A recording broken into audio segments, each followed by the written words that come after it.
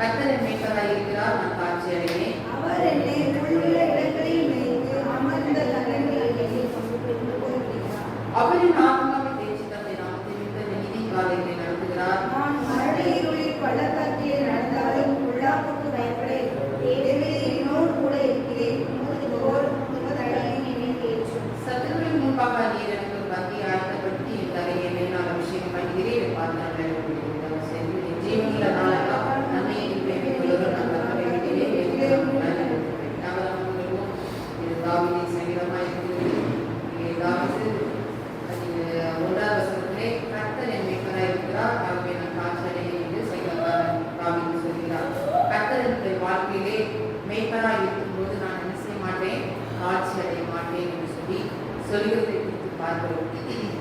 இன்றைக்கு ஆண்டவராய் இயேசு கிறிஸ்து நம்ம வாழ்க்கையிலே அவர் நமக்கு தலைவராய் இருப்பார் என்றால் நம்ம வாழ்க்கையிலே எந்த குறைவு வராதபடி ஆண்டவராய் இயேசு கிறிஸ்து நம்மை பார்த்துக் கொள்கிற தேவனாய் இருக்கிறார். நாம் அவரை தலைவராக என்ன செய்ய வேண்டும், வைத்திருக்க வேண்டும். ஒரு குடும்பத்துக்கு தலைவர் ஆண் மகனாக இருக்கிறார்கள். குடும்பத்தை வழி நடத்தி செல்லக்கூடியவர் கணவன். அப்போ பிள்ளைகளை வழி நடத்த செல்வதற்கு தலையாக இருப்பவர் அவர்களுடைய அப்பா. இப்படியாக தலைமைத்துவம் இருக்கிறது. சபைக்கு தலை ஆண்டவராய் இயேசு கிறிஸ்து. இன்றைக்கு நம் ஒவ்வொருடைய பர்சனல் லைஃப்ல, தனிப்பட்ட வாழ்க்கையில நம்மளை வழி நடத்தி செல்கிறது நம் ஆண்டவராய் இயேசு கிறிஸ்து. அவர் தான் நமக்கு தலையாக இருக்கிறார். நம் ஒவ்வொருவரையும் அவர் தான் செய்திருக்கிறார், உருவாக்கியிருக்கிறார். ஆகவே தாயின் கருவிலே தோன்றின நான் என்ன செய்திருக்கிறேன், அறிந்திருக்கிறேன். தாயின் கர்ப்பத்திலே நான் உருவான நாள் முதல் ஆண்டவராய் இயேசு கிறிஸ்து நம்மை அறிந்தவராய் இருக்கிறார், உருவாக்கினவரும் அவரே. ஆகவே அந்த தேவன் தலைவராக இருக்கிறபடினால நம்ம எதற்கும் குறைவடையாதபடி, தாழ்ச்சடையாதபடி நாம் என்ன செய்கிறோம், இருக்கிறோம். இந்த வாழ்க்கையிலே குறைவுகள் வருகிறது என்றால் நாம் கர்த்தரை மேய்ப்பராக நாம் என்ன செய்ய வேண்டும், கொள்ள வேண்டும். கர்த்தரை மேய்ப்பராக நாம் கொண்டு ஜீவிக்கும் போது நம்ம வாழ்க்கையில் என்ன இல்லை, குறைவில்லை. சங்கீதம் 81 தாவீது சொல்கிறான், இஸ்ரவேலின் மேய்ப்பரே செவிகள் என்று சொல்கிறான். அங்கே மேய்ப்பனை போல் தனது மந்தையை நடத்துவார் என்று சொல்லி சங்கீதம் ஏசாயா 40:11 சொல்லப்பட்டிருக்கிறது. இன்னும் யோவான் 10:2 முதல் 5 வரை வாசல் வழியாக பிரவேசிக்கிறவனோ ஆடுகளின் மேய்ப்பனாய் இருக்கிற ஆடுகளின் சத்தத்துக்கு செவி கொடுக்கிறது, அந்நியனுடைய சத்தத்தை அறியாதபடியால் அவைகள் அந்நியனுக்கு பின்சலாமல் அமைப்பு போகும் என்று சொல்லப்பட்டிருக்கிறது. அப்போ வாசல் வழியாக பிரவேசிக்கிறவன் ஆடுகளின் மேய்ப்பனாய் இருக்கிறார். அப்போ இன்றைக்கு ஆண்டவராய் இயேசு கிறிஸ்து நமக்கு மேய்ப்பராய் இருக்கிறார். ஒரு ஆடுகளை ஒரு மேய்ப்பான் என்றால் அவனுடைய கரங்களில் என்ன இருக்கும், கோல் இருக்கும், தடி இருக்கும், அப்புறம் என்ன இருக்கும், நல்ல தடி இருக்கும். கடந்த நாட்களிலே எங்கள் உறவினர் ஒருவரை ஒரு கிராமத்தை நாங்கள் சந்திக்க நேர்ந்தது. அப்போ அந்த கிராமத்துல அந்த மனிதன் ஆடுகளை என்ன செய்தாங்க, நிறைய ஆடு இருந்தது. அவருக்கு ஒரு 100 இல்லைன்னா 200 ஆடு இருக்கும். பயங்கரமான நிறைய ஆட்டு கூட்டம். அதை மேய்க்கும்படியாக அவர் மேய்த்து கொண்டிருந்தார். நாங்கள் அந்த வயல்களிலே நாங்கள் அவரை போய் பார்த்தோம். அப்போ தரத்துல என்ன இருந்தது, ஒரு தடி போல ஒரு நீளமாக ஒரு கம்பு இருந்தது. அது முனையில ஒரு வளைவு போன்று இருந்தது, வைத்திருந்தார். இடுப்புல ஒரு தண்ணீர் பாட்டில அவர் அப்படியே ஒரு மாதிரி கெட்டி அதை ஒரு இதாக வச்சிருந்தார். தலையில நல்லா முக்காடிட்டு இருந்தார். இப்படியாக அவர் வயல்களிலே என்ன செய்தார், அங்கே தோட்டத்திலே காடுகளிலே அவர் ஆடுகளை மேய்த்து கொண்டிருந்தார். அதே போலதான் ஆண்டவராய் இயேசு கிறிஸ்து கூட அந்த நம் ஆடுகளாக இருக்கிற நம்மை ஆண்டவர் என்ன செய்கிறார், கரிசனை உள்ளவராக இருக்கிறார். அவர் நம்மை மேய்த்து செல்கிறார். அப்படின்னால அவர் நம்ம மேல கண்ணு கருத்துமா இருக்கிறார். இப்பொழுது நம் பிள்ளைகளை நம்ம ஒவ்வொரு தாய்மாருக்கும் தெரியும். ஒவ்வொரு தாய்மார்கள் பிள்ளைகளை வளர்க்கும் போது எப்படி வளர்ப்பாங்க, ரொம்ப கண்ணு கரிசனையுமா இருப்பாங்க பிள்ளைங்க மேல. அதே போல ஆண்டவராய் இயேசு கிறிஸ்து நம்மை கரிசனை உள்ளவராய் இருக்கிறார். எப்படி நம்ம நடத்தணும் என்பது அவருக்கு நன்றாக தெரியும். நாம் விளையாடும் போது ஆண்டவருடைய கிருபை நம்மை தாங்கி தேய்ச்சி நம்மை வழி நடத்துகிறார். சோர்ந்து போன போதிலும் ஆண்டவர் சோர்ந்து போன சமயங்களில் அவருடைய வார்த்தையினால நம்ம தேய்ச்சி பலப்படுத்தி உற்சாகப்படுத்தி செய்கிறார், ஓட செய்கிறார். அப்போ இப்படிப்பட்டதான பாதைக்கு வழியாக ஆண்டவர் அருமையாக நம்மை என்ன செய்கிறார், ஓடித்து நடத்துகிறார் என்று சொல்லி நம்ம பார்க்கிறோம். அப்போ ஆண்டவரை நம் மேய்ப்பராக நம்ம என்ன செய்ய வேண்டும், கொண்டிருக்க வேண்டும். ஆண்டவரை நம் மேய்ப்பராக கொண்டிருக்கும் போதுதான் நம்ம வாழ்க்கையில் என்ன வராது, தாழ்ச்சி வராது என்று சொல்லி வேதம் தெளிவாக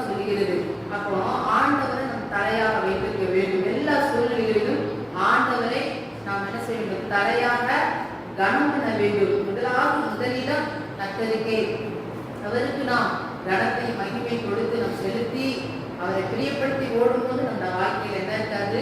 தாழ்ச்சி இருக்காது. குறைவுகள் இருந்தாலும் அந்த குறைவுகளை ஆண்டவரை இயேசு கிறிஸ்து நிறைவாக்கி நடத்துகிற தேவனாய் இருக்கிறார். அது மாத்திரமல்ல, ஒரு மேய்ப்பனுடைய சத்தத்தை ஒரு ஆடு செய்யும் நன்றாக அறிந்திருக்கும். அப்போ ஆண்டவருடைய சத்தத்தை ஒவ்வொரு ஆடுகளாக ஆட்டுக்குட்டிகளாக இருக்கிற நாம் என்ன செய்ய வேண்டும்? நன்றாக அறிந்திருக்க வேண்டும். அப்போ ஒவ்வொரு நாளும் அந்த சத்தத்துக்கு நாம் என்ன செய்ய வேண்டும்? கேட்க. முதலாவது சத்தத்தை கேட்க வேண்டும். அது உத்தரவாத சத்தத்தை கீழ்ப்படிய வேண்டும். ஏதேன் தோட்டத்திலே ஆதாமும் ஏவாளும் இருக்கும்போது ஆண்டவர் ஒவ்வொரு நாளும் வந்து சென்றார் அந்த ஏதேன் தோட்டத்திற்கு. அப்போ அவருடைய சத்தத்தை அறிந்தவர்களால் ஆதாமும் ஏவாளும் என்ன செய்தார்கள்? அவருடைய சத்தத்துக்கு செவி கொடுத்தார்கள், முகமுகமாய் பேசினார்கள், நண்பனை போல சிநேகனை போல நல்ல ஃப்ரெண்ட்ஷிப்பா நல்லா பேசி பழகி இருந்தார்கள். அப்போ அவரோட வாழ்க்கையில சத்தம் வந்துச்ச போது, பாவங்கள் ஏற்பட்ட போது அந்த அந்த காரியங்கள் என்ன செய்தது? மறைக்கப்பட்டது. தேவனுடைய சத்தத்தை கேட்க முடியல, முகத்தை பார்க்க முடியல. அவங்க எப்படிப்பட்டதான அவர்கள் காரியத்துக்காக சாபத்தின் மூலமாக அங்கே ஆண்டவருடைய முகம் மறைக்கப்பட்டது. தேவர்களே, இன்றைக்கு கர்த்தரை நாம் முகமுகமாய் காண வேண்டும். அவருடைய சத்தத்தை நாம் என்ன செய்ய வேண்டும்? கேட்க வேண்டும். அவருடைய சத்தத்தை நாம் கேட்க வேண்டும் என்றால் அவரை நம் மேய்ப்பராய் நாம் என்ன செய்ய கொள்ள வேண்டும். அவருடைய சத்தத்துக்கு நாம் கேட்டு நடக்கணும். சில நேரங்களில் ஆண்டவரின் சத்தத்தை போல பிசாசும் என்ன செய்வான்? தந்திரமுள்ளவனாய் அதை பேசுவான். அப்போ நம்ம அதை கண்டுபிடிக்கணும். நமக்கு நல்ல அடையாளம் தெரியணும். எது தேவ சத்தம், எது சத்துருடைய சத்தம்ன்றதை நாம் தெரிந்த புத்தியுள்ளவர்களாக இருக்க வேண்டும். அவை அப்போ எப்போ நமக்கு தெரிந்த புத்தி வரும்? நாம் கர்த்தரோடு நெருங்கி இருக்கும்போது, அவரோடு உறவாடி கொண்டே இருக்கும்போது நமக்கு அவர் சத்தம் நல்லா தெரியும். என்னதான் சாத்தான் ஆண்டவரை போல டிஃப்ரெண்டான வாய்ஸ்ல டிஃப்ரெண்டான காரியத்தின் மூலமாக அவன் நம்மளிடத்தில் இடைப்பட்டாலும் நாம் கரெக்டாக அடையாளம் கொண்டு கொள்ள முடியும். பிள்ளைகளே, அப்போ நாம் அவரோடு என்ன செய்ய வேண்டும்? நெருங்கி இருக்கிறவர்களா இருக்க வேண்டும். அவரை மேற்பராய் நாம் வைத்திருக்கும் போது நம்முடைய வாழ்க்கையில் என்ன இல்லை?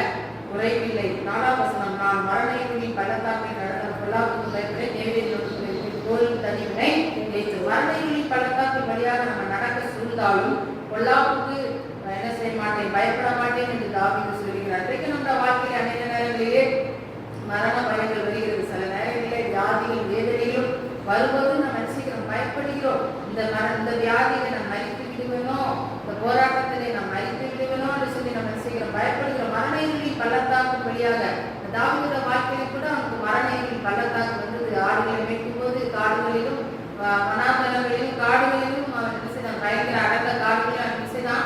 ஆடுகளை மேய்த்தான். அப்ப அடர்ந்த காடுகள் என்னெல்லாம் இருக்கும்? அங்கே கொடிய மிருகங்கள் இருக்கும். அப்ப அதெல்லாம் அவன் கடந்துதான் அவனுடைய ஆடுகளுக்கு என்ன செய்ய வேண்டும்? இறை காட்ட வேண்டும். அந்த ஆடை நடத்தணும். அப்போ மிகவும் ஒரு கஷ்டமான காரியம். மரண போராட்டம் தான் அவன் வாழ்க்கையில் இருக்குது. கொடிய மிருகங்கள் அவன் தாக்கும் போது அவன் மறிக்க கூட அவனுக்கு நேரிடக்கூடிய ஒரு சந்தர்ப்பம் இருக்குது. ஆனால் கூட அப்படிப்பட்ட பாதையிலே அவன் கடந்து சென்றாலும் ஆண்டவர் என்னோட கூட இருக்கிறார், நான் பொல்லாப்புக்கு பயப்பட மாட்டேன் என்று சொல்லி அங்கே விசுவாச அறிக்கை செய்கிறார். தேவனே என்னோட கூட இருக்கிறேன், கோலுக்கு தனி என்னை தேற்றும். ஆண்டவரே நீ என் கூட இருக்கிறீர், ஒரு கோலும் என்ன செய்யும்? என்னை தேற்றும். அதாவது அந்த கோல் ஆண்டவர் நம்ம சில நேரங்களிலே நம்ம தவறு செய்யும் போது ஆண்டவர் என்ன செய்கிறார்? நம்மளை சிச்சித்து நம்மளை என்ன செய்கிறார்? நம்மளை சரி பண்ணுகிறார், செம்மையாக்குகிறார். அப்போ அந்த கோல் நம்ம சில நேரங்கள் நம்ம வாழ்க்கையில உபத்திரம் வேதனை வரும்போது நம்ம என்ன செய்யக்கூடாது? சோர்ந்து போகக்கூடாது. அந்த சிச்சைகளை நம்ம என்ன செய்ய வேண்டும்? சந்தோஷமா எடுத்துக்கொண்டு நம்ம எல்லாமே சரி பண்ணி கொண்டு தொடர்ந்து நம்ம என்ன செய்ய வேண்டும்? தன்னுடைய பாதையிலே ஓடுகிறவர்களா இருக்க வேண்டும். அப்போ அந்த கோல் நமக்கு என்ன செய்கிறது?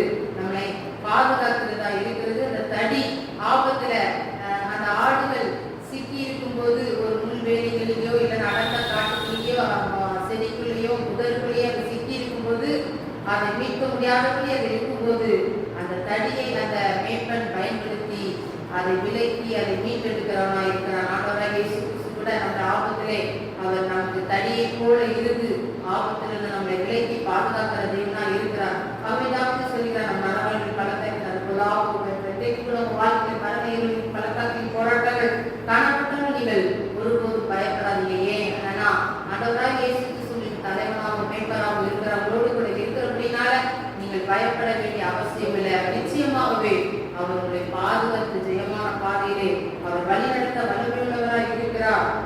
சத்துக்களுக்கு 5ஆம் வசனம், சத்துக்களுக்கு முன்பாக நீர் எனக்கு பந்தியை ஆயத்தப்படுத்தி தலையிலே நான் அபிஷேகம் பாத்திரம் தேவனாய் இருக்கிறார். 2 சாமுவேல் 17 27 28 29 அங்கே தாவீது அப்சலோமுக்கு பயந்து தனது சேவகரை அழைத்துக் கொண்டு வனாந்தரத்துக்கு ஓடி சென்ற போது பசியும் இலைக்கும் கவனமாய் இருந்து அவர்களுக்கு தன்னுடைய ஒரு பெரிய பந்தியை அந்த வனாந்தரத்தில் என்ன செய்தார், ஆயத்தம் பண்ணி கொடுத்தார். அப்ப தாவீது அப்சலோமுக்கு பயந்து என்ன செய்கிறான், வனாந்தரத்துக்கு ஓடி சென்ற போது அங்கே அவனுக்கு ஒரு பெரிய பந்தியை பெரிய விருந்தை ஆண்டவர் கொடுத்து அவனுக்கு என்ன செய்தார், உதவி செய்தார். இன்றைக்கு உங்கள் வாழ்க்கையில் போராட்டமும் சத்துருக்களும் சூழ்ந்திருந்தாலும் ஆண்டவர் சத்துருக்கள் மத்தியில் ஒரு பந்தியை ஆயத்தப்படுத்தி கொடுக்கிறது.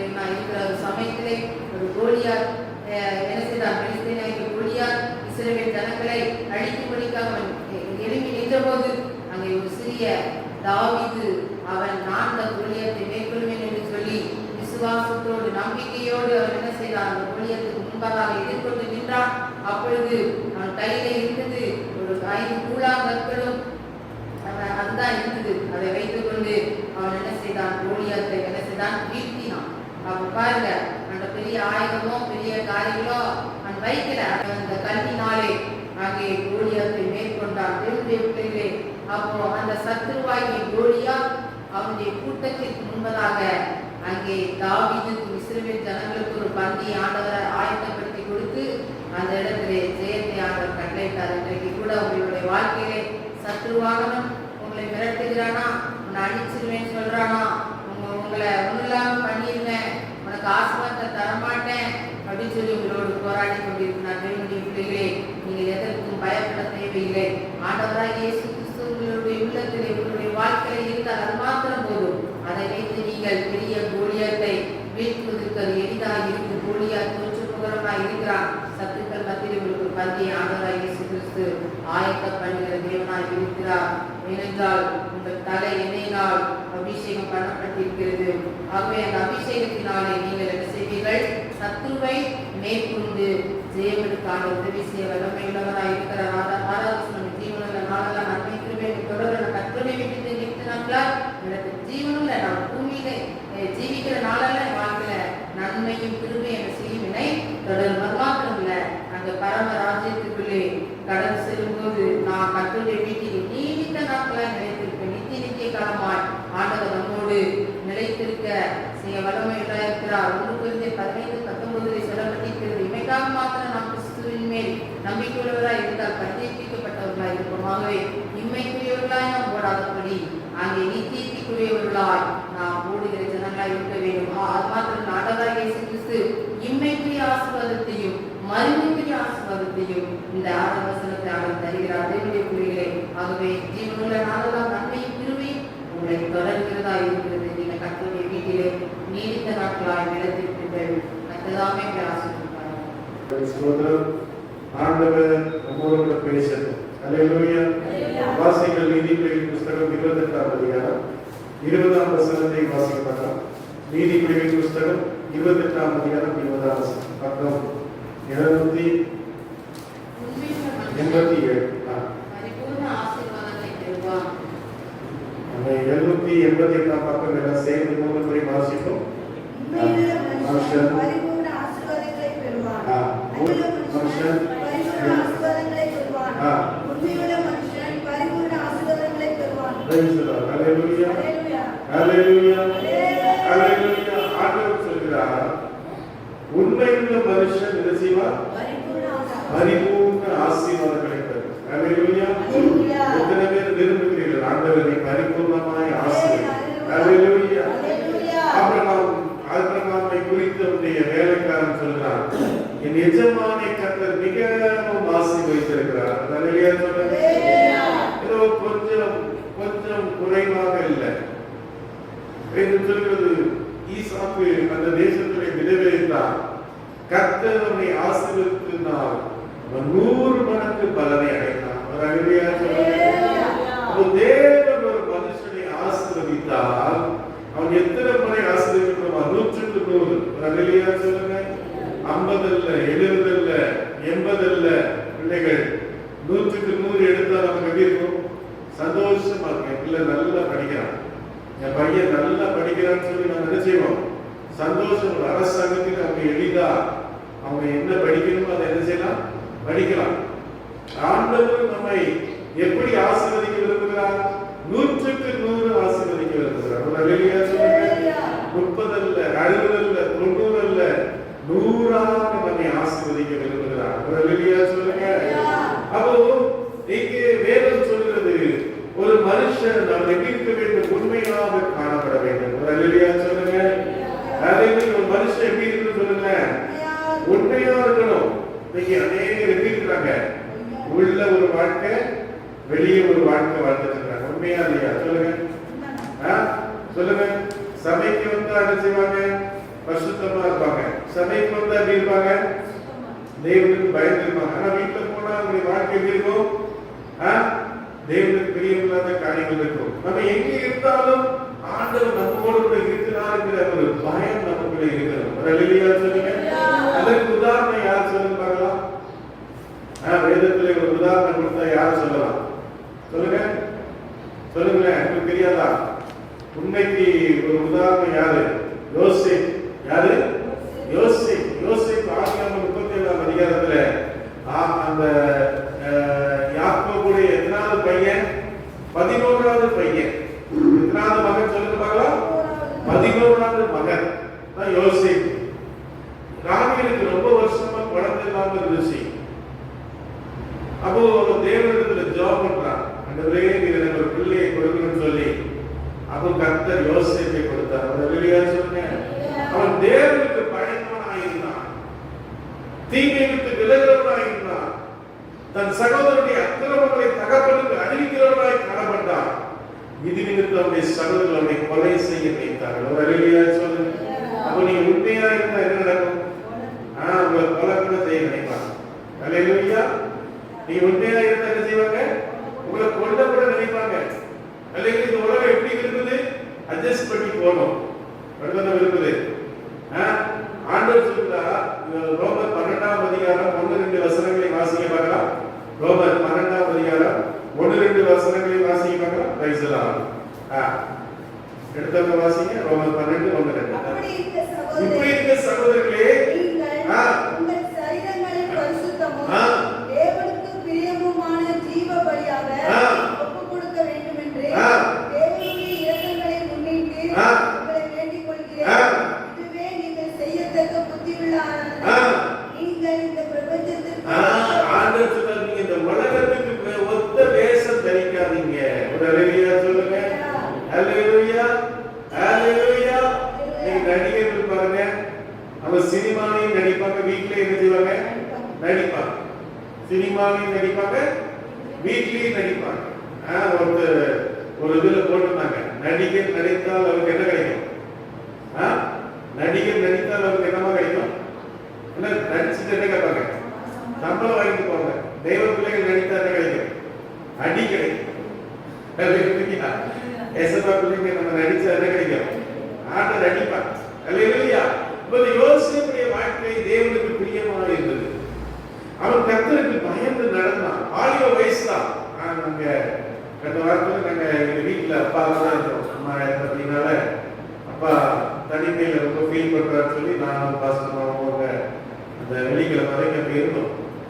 அப்போ பாத்தீங்கன்னா அங்க ஒரு சகோதரி வந்திருந்தாங்க.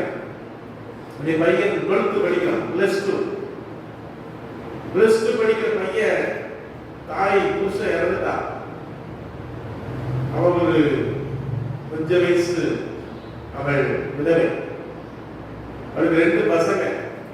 இந்த பையன் 12th படிக்கும் போதே இன்னொரு ஸ்கூல்ல படிச்சான். ஒரு கிறிஸ்தவ நான் படிச்ச ஸ்கூல்ல.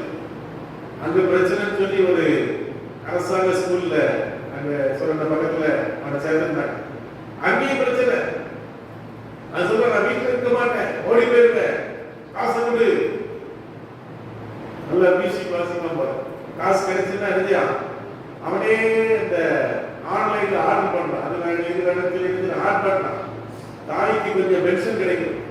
அதை வைத்துதான் நான் அழுது கொண்டு, ஐயோ என் பிள்ளை என்னை கீழ்ப்படிய மாட்டேங்குது, என் பிள்ளை வேதனைப்படுத்துகிறது, என் பிள்ளை என்னை துன்பப்படுத்துகிறது என்று சொல்லி அழுது கொண்டிருந்தான். அருமையான தேவ பிள்ளைகளே, என் பிள்ளைகள் தம்பிமார்கள்லாம் நல்ல இருக்கிறது பார்க்கும்போது எனக்கு சந்தோஷமா இருந்துச்சு. சின்ன பசங்க ஆண்டோடைய ஆலயத்தில் வந்து இருக்கிறார்.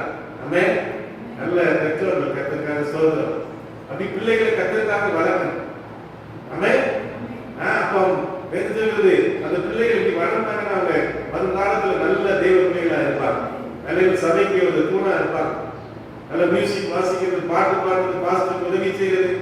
இப்படியானவர்கள் கர்த்தர் வைத்திருப்பார். ஒரு அல்லேலூயா சொல்லுங்க. இன்னைக்கு எத்தனையோ பிள்ளைகளை குறித்து பெற்றோர்கள் வேதனைப்பட்டு கொண்டு, ஐயோ என் பிள்ளை குடிக்குது, என் பிள்ளை கீழ்ப்படிய மாட்டேங்குது, என் பிள்ளை ஒரு பேச்சு கேட்க மாட்டேங்குது என்று சொல்லி பெற்றோர்கள் அழுது கொண்டிருக்கிறார்கள். ஒரு அல்லேலூயா சொல்றார். அந்த யோசிப்பு அவன் கர்த்தருக்கு பயந்து நடக்கிறதா இருந்தான். அல்லேலூயா அல்லேலூயா. அது நிமித்தவனை குழியில தூக்கி போட்டாங்க, அது நிமித்தவனை விற்று போட்டாங்க. அவன் போத்திபாருடைய வீட்டுக்கு போகிறான். போத்திபார் அவனை நல்லா பார்த்துட்டான், அவனுக்கு நல்ல வீட்டில் உள்ள எல்லா உரிமையும் கொடுத்தான், ஃப்ரீயா இருந்தான். ஆனா போத்திபாருடைய மனைவி அவனோட தப்பா நடக்க முயற்சி பண்றான். அவன் சொல்றான், தேவனுக்கு விரோதமான அந்த பாவத்தை செய்வது. இவன் அல்லேலூயா சொல்லுங்க. அங்கே அவன் உண்மையா இருக்கிறான். Praise the Lord. ஒரு அல்லேலூயா சொல்லுங்க. அல்லேலூயா. இன்னைக்கு நம்ம கணவனுக்கு உண்மையா இருக்கிறோமா, மனைவிக்கு உண்மையா இருக்கிறோமா, பிள்ளைகளுக்கு உண்மையா இருக்கிறோமா, சபைக்கு உண்மையா இருக்கிறோமா? உண்மையுள்ள மனுஷன் ஜீவனா பரிபூர்ண ஆசீர்வாதங்களை. அதுக்கு கிடைத்த பரிசு என்ன? அவன் உண்மையா இருந்தவங்க என்ன பண்ணாங்க? சிறைச்சாலையில தூக்கி போட்டாங்க. ஒரு அல்லேலூயா சொல்லுங்க. 7 வருஷம் சிறைச்சாலை. உண்மையா இருந்தவங்க ஆண்டவரே, இதுக்காக இந்த பாடு. ஒரு அல்லேலூயா சொல்லுங்க. 7 வருஷம் சிறைச்சாலை, 7 வருஷம் ஒன்று ஜெயில இருக்கிறான். கர்த்தர் யோசிப்பு நினைத்தார். ஒரு அல்லேலூயா சொல்லுங்க. உண்மையா இருக்கிறவர்களை கர்த்தர் மறக்க மாட்டார்.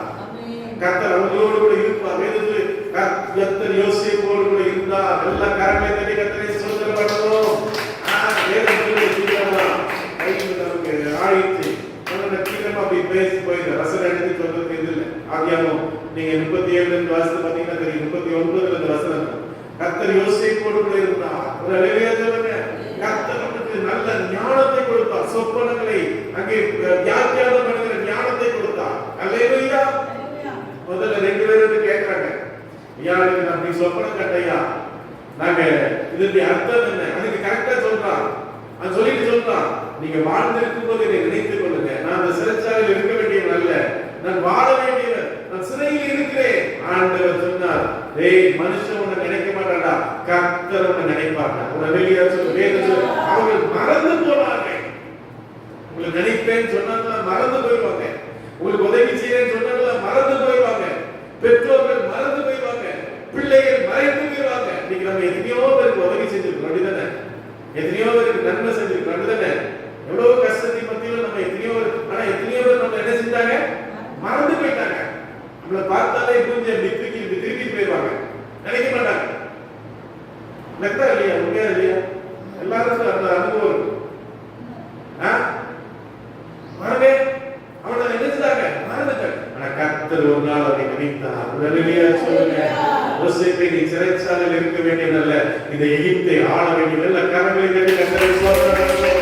அருமையானவர்களே, இந்த நாட்களில் கடினமான பாதைகளியா, கஷ்டமான பாதைகளியா, துன்பமான பாதைகளியா, துக்கத்தின் பாதைகளியா போய் கொண்டிருக்கிறாயோ, ஆண்டவர் ஒரு பெரிய நிறைவான ஆசீர்வாதத்தை வைத்திருக்கிறார். அல்லேலூயா சொல்லுங்க. நிறைவான ஆசீர்வாதம் கொண்டு அல்லேலூயா.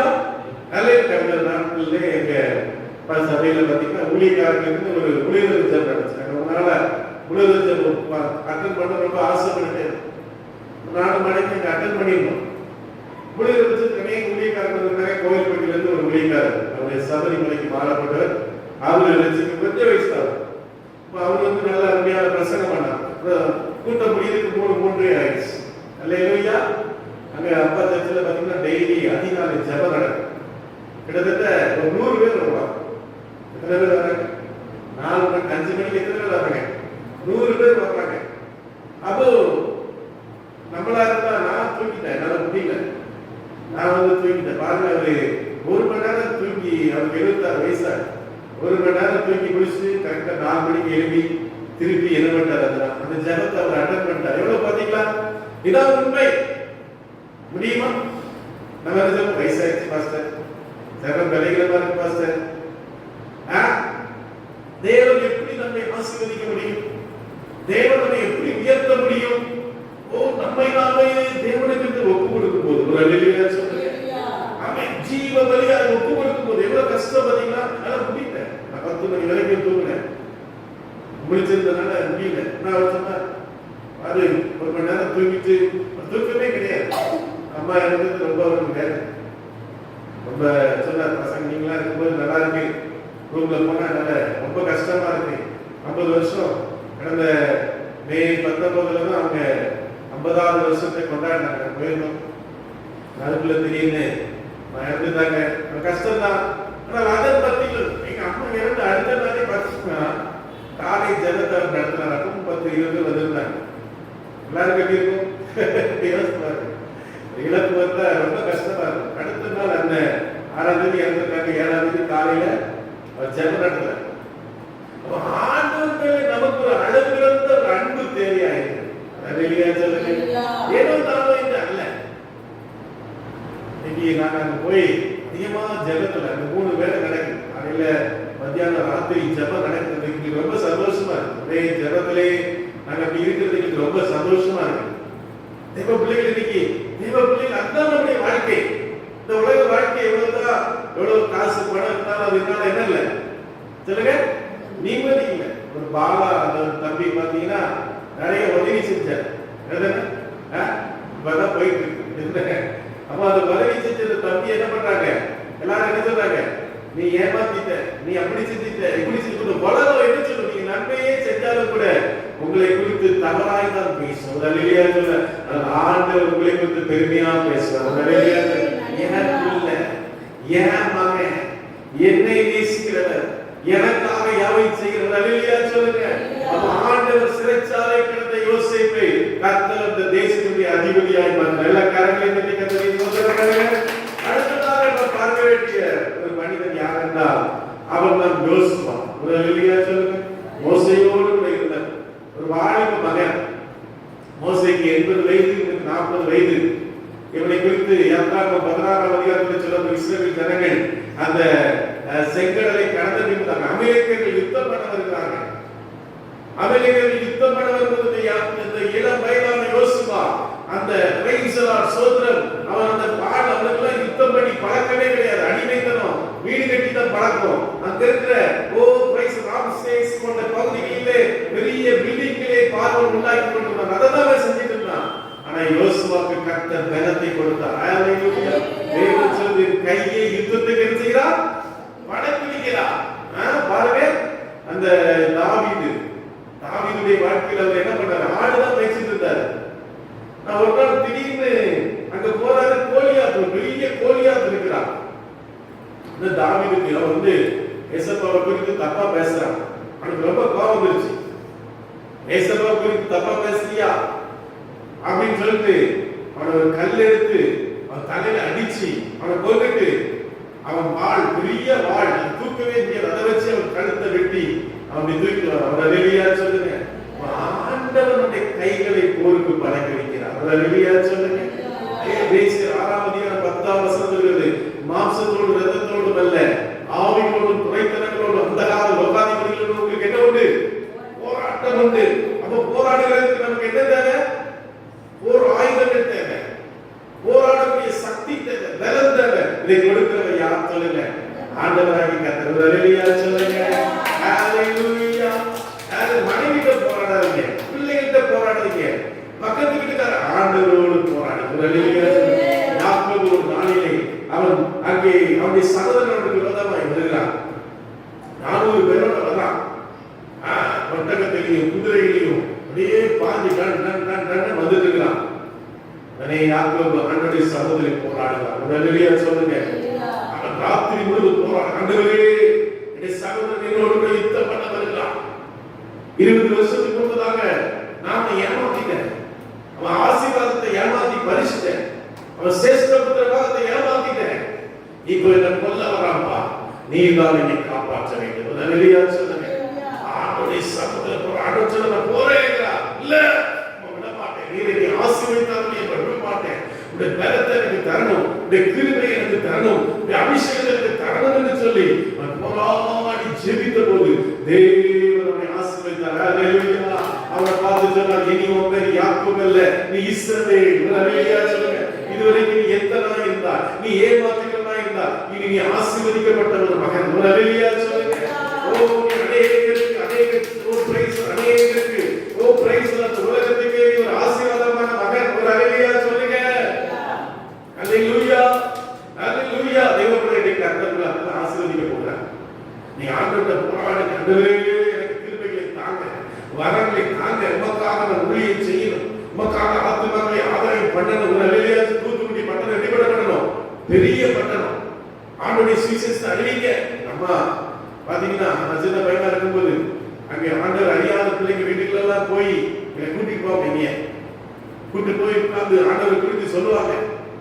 ஆண்டவரை குறித்து சொல்லி சொல்லி இன்னைக்கு பாருங்க, நீங்க அந்த பிள்ளைங்களாம் ஆண்டவருடைய பிள்ளைங்களா இருக்கிறாங்க. உங்களை பத்தி கேட்டேன், நீ டீச்சரா இருக்கிறாரா, ஒருத்தி ஆரையா இருக்கிறாரா, நல்ல ஆசீர்வதிக்கப்பட்டிருக்கிறாங்க. குடும்பங்கள் ஆசீர்வதிக்கப்பட்டிருக்க, பிள்ளைகள் ஆசீர்வதிக்கப்பட்டிருக்கிறாங்க. அருமையான தேவ பிள்ளைகள், ஆண்டவர் குறித்து எல்லாருக்கும் சொல்லுங்க. ஆண்டவர் குறித்து வந்தவர்களுக்கு அறிவிங்க. சும்மா இருக்கக்கூடாது. ஒரு அல்லேலூயா சொல்லுங்க. இந்த நாட்களிலே ஒரு அக்கா வந்திருந்தாங்க. எங்க ஆரம்பத்தில் எங்க சபையில இருந்த ஒரு விசுவாசம் நம்ம இந்த துஷ்டிக்காக வந்திருந்தாங்க.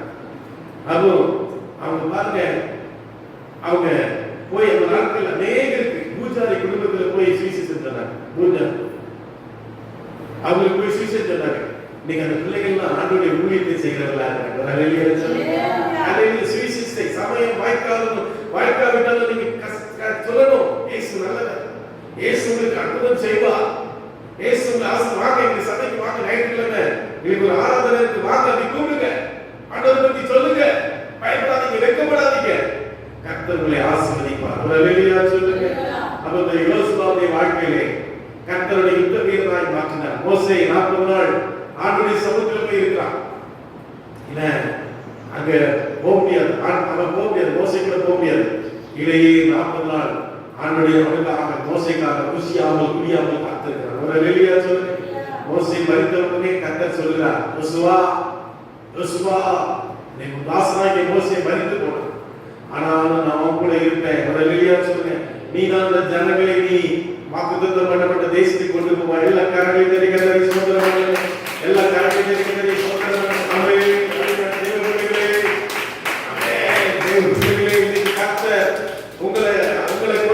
பெரிய காரியங்களை செய்ய போகிறார். நீங்க சாதாரணமானவர்கள் அல்ல. ஹல்லேலூயா, ஹல்லேலூயா. உங்களுக்குள்ளே ஒரு பவர் இருக்கிறது, உங்களுக்குள்ளே ஒரு வல்லமை இருக்கிறது, உங்களுக்குள்ளே ஒரு சக்தி இருக்கிறது. எல்லா காரியங்களையும் கர்த்தரே சோதனை பண்ணுங்க. ஓ கர்த்தர் நீங்க தாளங்களை கொடுத்திருக்கிறார், வரங்களை கொடுத்திருக்கிறார். ஹல்லேலூயா சொல்லுங்க. ஆமென். ஓ பிரைஸ். அரண்மனையில் இருந்த மோசே, ஆடு மேய்த்து கொண்டிருந்த மோசே, 40 வருஷம் ஜனங்களை வழிநடத்தின மோசே, அவன் மேல் இருந்த ஆவியை கர்த்தர் 70 பேர் மேல வைத்தார். எல்லா காரியங்களையும் சோதனை பண்ணுங்க. இன்னைக்கு உங்க மேல இருக்கிற அபிஷேகம், உங்க மேல இருக்கிற வல்லமை உங்களுக்குள்ளே விரிந்து போறது அல்ல, உங்களுடைய தலைமுறைகளுக்கு நீங்க கொடுத்துட்டு போனோம். உங்களுக்கு மேல இருக்கிற வரங்களை தலைமுறைகளுக்கு கொடுத்துட்டு போனோம். அருமையான தேவ பிள்ளையே, கர்த்தர் இன்னைக்கு உன்னை கொண்டு பெரிய காரியங்களை செய்ய முடியாது. விரும்புகிறார். ஹல்லேலூயா, ஹல்லேலூயா. வேதத்திலே ஆண்டவர் ஒரு மனிதனுக்கு எத்தனை தாளந்து கொடுத்தார்? மத்தேயுல சொல்லுங்க, 5 தாளந்து கொடுத்தார். ஒரு மனிதனுக்கு எத்தனை கொடுத்தார்? 2 கொடுத்தார். ஒரு மனிதனுக்கு 1 கொடுத்தார். 5 என்ன செய்தார்? 10ஆய் மாற்றினார். 2ஐ 4ஆய் மாற்றினார். ஒரு தாளந்து கொடுத்தவர் என்ன செஞ்சார்? புதைச்சு வச்சார். ஹல்லேலூயா. எஜமான் வந்து ஒரு நாள் வந்தார். 5 தாளந்து அவர் சொன்ன 10ஆ மாத்திட்டப்பா அப்படின்னா, 2 4ஆ மாத்திட்டப்பா அப்படின்னா, ஒரு அல்லேலூயா சொல்லுங்க. ஹல்லேலூயா. 1 கொடுத்ததுல புதைச்சு வச்சு பொல்லாதவன் அக்கிரமமான ஊழியக்காரனே, இத காசுக்காரத்துல கொடுத்தா கூட எனக்கு வட்டியா வந்திருக்கிறதே, உன்னை புறம்பான இருளிலே நான் போடுகிறேன். ஹல்லேலூயா. அவர்களை பார்த்து நீங்க என்ன சொன்னார்? நீ கொஞ்சத்திலே உண்மை உள்ளவனாய் இருந்தால் அதுவே அதிகத்திலே அதிக எல்லா காரியங்களையும் ஆண்டவருக்கு கொடுத்த கொஞ்சம் வரங்கள், கொஞ்சம் கிருபைகள், கொஞ்சம் தாழ்வுகளிலே நீங்கள் உண்மையாக இருப்பீர்களானால் ஆண்டவருடைய அநேகத்திலே உங்களுடைய அதிகாரியை வைப்பார். ஹல்லேலூயா. வாசிங்கள். வெளிப்படுத்தின விசேஷம் 3ஆம் அதிகாரத்திலே வெளிப்படுத்தின விசேஷம் கடைசி புத்தகம், புதிய ஏற்பாட்டு கடைசி புத்தகம் 3ஆம் அதிகாரம் 7ஆம் வசனம் வாசிப்பாங்க. 7-8 வசனங்களை வாசிங்க. என்னவெனி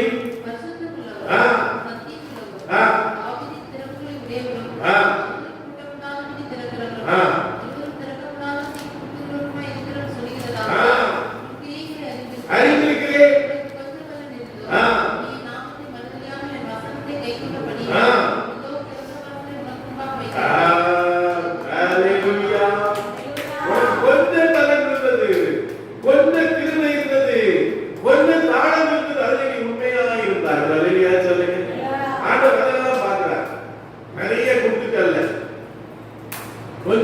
இப்படி இருக்கிறான், கொஞ்சத்துல நீ இப்படி இருக்கிறான், கொஞ்சம் நல்ல ஜோம் பண்றியா, வேதத்தை வாசிக்கிறியா, ஜாம் மத்தவங்களுக்கு சுவிசேஷத்தை அறிவிக்கிறியா? அல்லேலூயா, அல்லேலூயா. அப்போ ஆண்டவருக்கு தனிமையான அண்ணனுக்கு நல்ல சாலத்தை கொடுத்துருக்கான். பாட்டு வேலை பார்க்குற இடத்துல நீ பாட்டு பாடும்போது நிறைய பேர் வருவாங்க. அப்ப அவர்களுக்கு வாங்க, ஆண்டவர் இயேசுவுக்கு நல்ல இயேசுவுக்கு ஆசீர்வதிப்பார்னு சொன்னீங்கன்னா கர்த்தர் அவர்களெல்லாம் ரட்சிப்பார். அல்லேலூயா சொல்லுங்க. அல்லேலூயா, அல்லேலூயா. நாம் எப்படிப்பட்டவர்கள்? தேவனுடைய பிள்ளைகள். நமக்கு இந்த உலகம் சொந்தம் அல்ல. பாருங்க, நாட்களே தாயா நல்லா இருந்திருந்தாங்க, காலையில கூட நல்லா இருந்திருக்கிறாங்க, ஆஸ்பத்திரிக்கு அப்பா கூட்டு போயிருக்கிறாங்க, அப்புறம் ஒரு துஷ்டி வீட்டுக்கு அங்க போயிருக்கிறாங்க. ராத்திரி 1 மணிக்கு 1:15 இருந்திருக்காங்க. எனக்கு மாதிரி வந்து இருக்காங்க. உடனே எங்க அப்பா தம்பி ஒருத்தர் 5-6 கிலோமீட்டர் தூரத்துல எனக்கு போன் பண்ணிக்காரு. உடனே அது வருதுக்குள்ள பாத்தீங்கன்னா கேட், வீட்டு பக்கத்துல ஒரு சின்ன கேட் இருக்கு, ஒரு பெரிய கேட். அந்த சின்ன கேட்டை திறந்து வச்சிருவோம். நீங்க அம்மாவுக்கு ஒரு மாதிரி இருக்கு, ஒரு மாதிரி அப்பாவுக்கு ஒரு மாதிரி இருக்கு. சரிட்டு போயிட்டு வரதுக்குள்ள பாத்தீங்கன்னா 3 தடவை போச்சு. 3ஆவது தடவை வீட்டு வெளியே சொல்லுங்க. எவ்வளவு நல்ல மரணம் பாத்தீங்க. படுக்கையில இல்லை, இழுக்கல வைக்கல. அப்படி அவங்க எப்பவும் சொல்லுவாங்க, நான் என்ன செய்ய மாட்டேன், படுக்கையில எல்லாம் கிடக்க மாட்டேன். இல்லையா? கோபம் ஜாஸ்தி.